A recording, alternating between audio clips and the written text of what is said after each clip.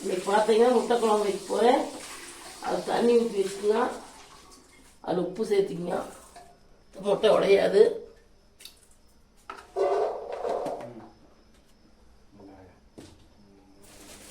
முட்டை எடுத்து இதில் ஓட்டுல ஒன்று வேக விட்டு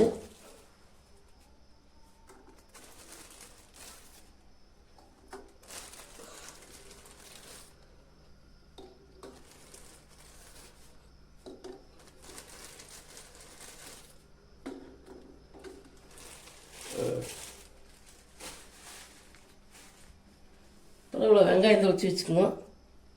முட்டை வேவிட்டு அப்புறம் எப்படி செய்யணும்னு காமிக்கிறேன். முட்டை குழம்பு பார்த்தீங்கன்னா இவ்வளோ வெங்காயம் எடுத்துக்கோங்க. ஒரு காப்படி வெங்காயம், ஒரு 5 மிளகாய், கொஞ்சம் ஜீரகம், கொஞ்சம் ஒரு 4-5 மிளகு, ஒரு பட்டை, 2 கிராம்பு, கொஞ்சம் கசகசா, கொஞ்சம் சோம்பு, கொஞ்சம் சோம்பு, இதெல்லாம் போட்டு கொஞ்சம் அதோட கருவேப்பிலை எடுத்துங்க. போட்டு வதக்கி எப்படி செய்யறதுன்னு காமிக்கிறேன். கொஞ்சம் தூரம் தேங்காய் பூ போடணும்.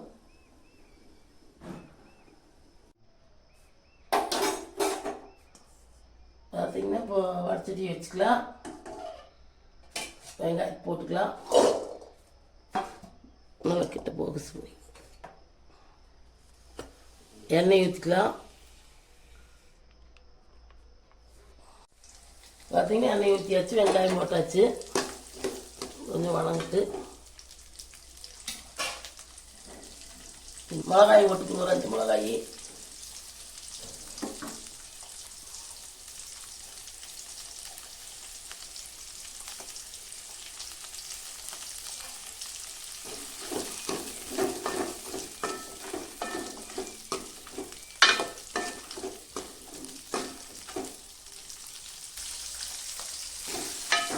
பார்த்தீங்கன்னா இந்த அளவுக்கு வணங்கிடுச்சு.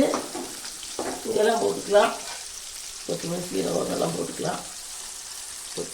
சீரகம், மிளகு இதெல்லாம்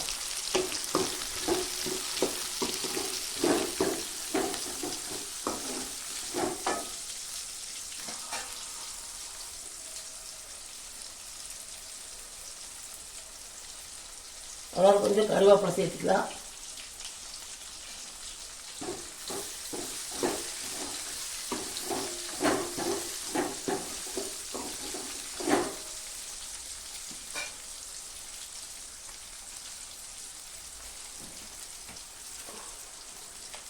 இதோட பார்த்தீங்கன்னா 2 ஸ்பூன் மல்லித்தூள் சேர்த்துக்கலாம்.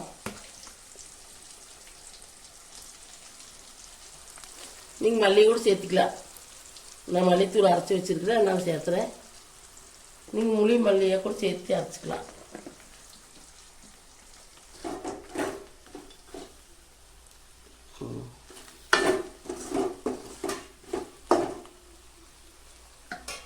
இதோட கொஞ்சம் தேங்காய் சேர்த்துக்கலாம். கொஞ்சம் தேங்காய் திருவி சேர்த்திங்க. இது நல்லா குழம்பு குழம்புன்னு இருக்கும்.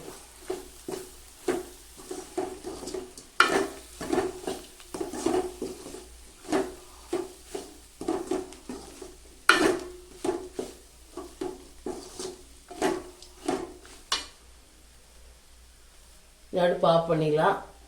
இது இன்னும் போடும். 5-6 பொரிகடலை சேர்த்துக்கலாம். ஒரு 10 கடலை.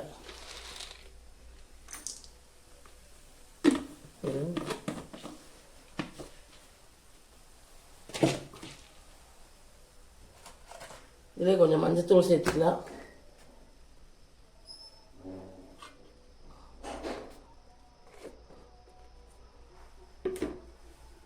கொஞ்சம் உப்பு சேர்த்துக்கலாம்.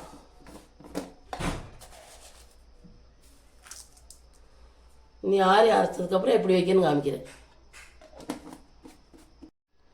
இப்படி 2 வெட்டி வச்சுக்கோங்க. முட்டையை வேவிச்சு 2 வெட்டிக்கலாம், 4 வெட்டிக்கலாம்.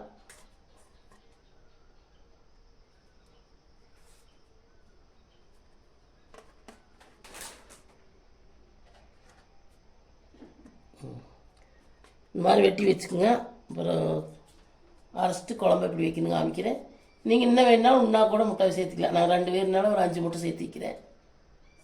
நீங்கள் இன்னும் கூட சேர்த்துக்கலாம். அடுப்பு பற்ற வச்சுக்கோங்க.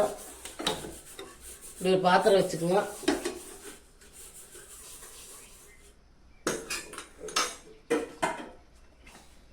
கொஞ்சமாக எண்ணெய் ஊற்றிக்கோங்க.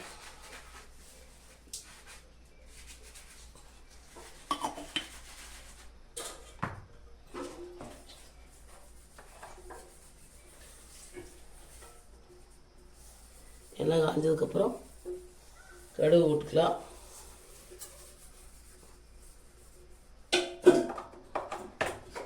கடலைப்பருப்பு போட்டுக்கலாம்.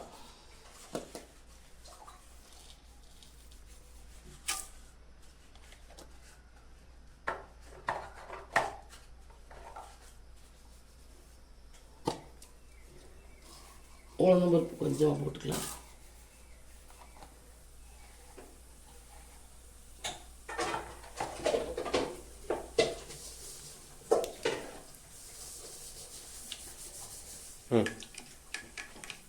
பார்த்தீங்கன்னா ஒரு 4 வெங்காயம், கருவேப்பிலை.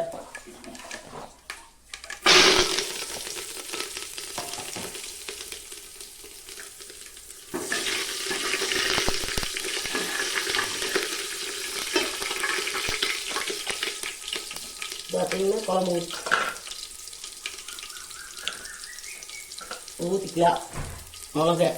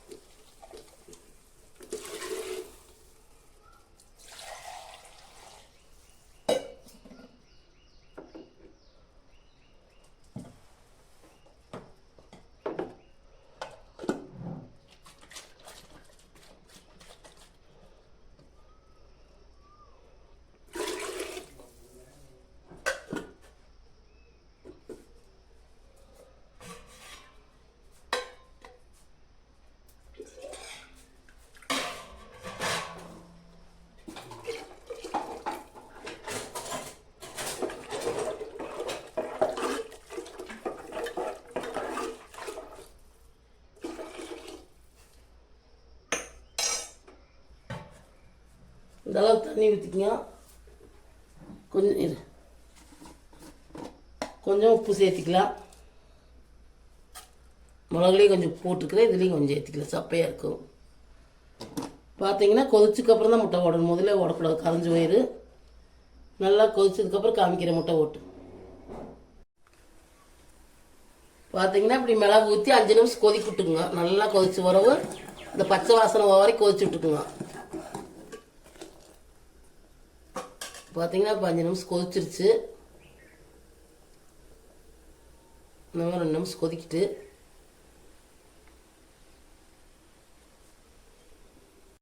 இந்த அளவுக்கு நல்லா கொதிச்சதுக்கப்புறம் முட்டையை சேர்த்துக்கலாம்.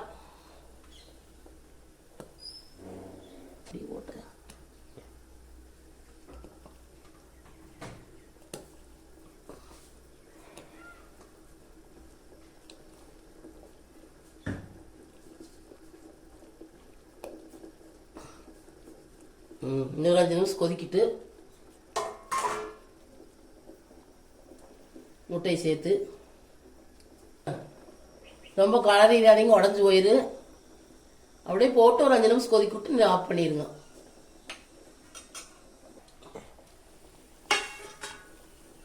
பார்த்தீங்கன்னா இந்த அளவுக்கு கொதிச்சிருச்சு. பார்த்தீங்கன்னா இப்போ முட்டை குழம்பு ரெடி. இந்த மாதிரி 5 நிமிஷம் கொதிக்க விட்டு நிறுத்திங்க.